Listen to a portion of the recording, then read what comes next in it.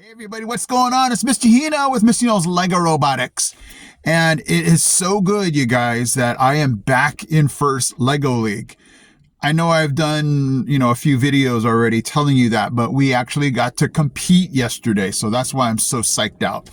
I was competing forever in California, came here to Tennessee, and I waited 2 years because I wasn't in a school that did First Lego League. And now that I am, and we have the right age group, I was able to, and it was just so amazing, you guys. Just being in a different state, just missing it for so long, and it just felt amazing to get back into it. I just want to, give a big shout out to all my East Tennessee First Lego League family. You guys embraced me, welcomed me, and it was just so good to be back, you guys. So shout out to everybody. If I start naming names, I'm going to forget somebody, but definitely, Patrick, who just did the whole thing amazing, Carrie, Janie, and then just so many people that I met. It was just so amazing. And again, I didn't want to name names because I was going to forget folks, but it was just the most fantastic time. When you get into First Lego League, it's just, it's tough at first because you have to learn so much. And coming here to Tennessee, I thought was there going to be a learning curve? Was there a lot of things different? And what you just come to realize is a lot of it was the same. And so it started at Hardin Valley Academy.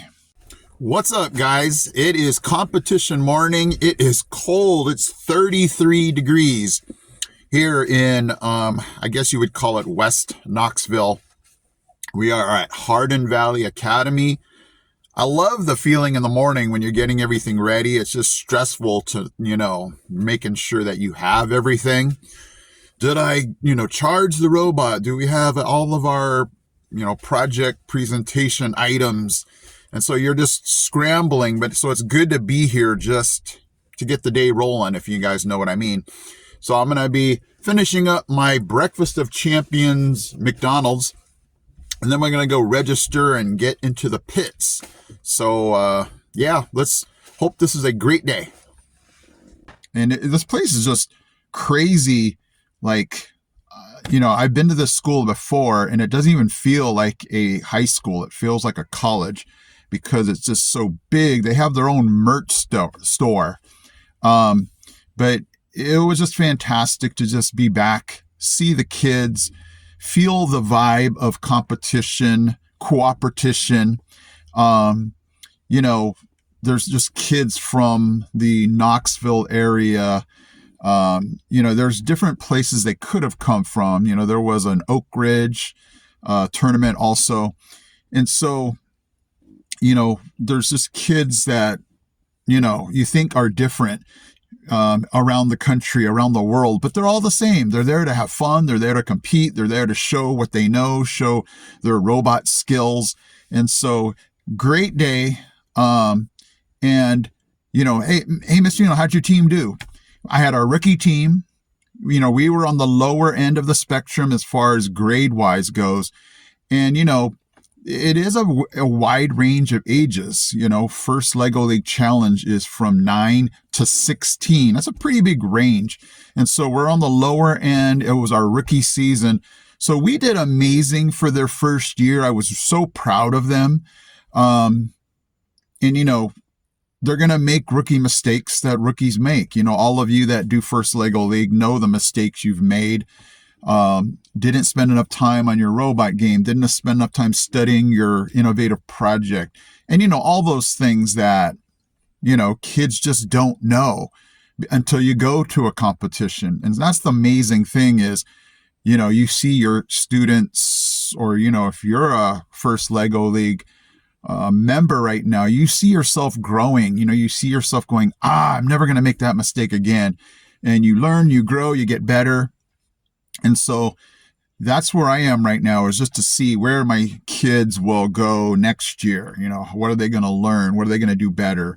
And so, you walk away and you go, hey, you know what? We did not win an award, but the award is going to be, what are these kids going to do later on, 1 year from now, 3 years from now, when they go to middle school, when they go to high school, just their STEM knowledge, their passion for robotics. And even if they get out of robotics, they'll look back and go, man, that was an amazing time. These kids are never going to forget that. And so it was just a great opportunity to see how things go here in Tennessee. So you might say, well, Miss, what was the difference between California and Tennessee, the way First Lego League operated? Was there any huge changes? I'm going to save this topic for another video, but I will say that they did not have a scoreboard for the robot game.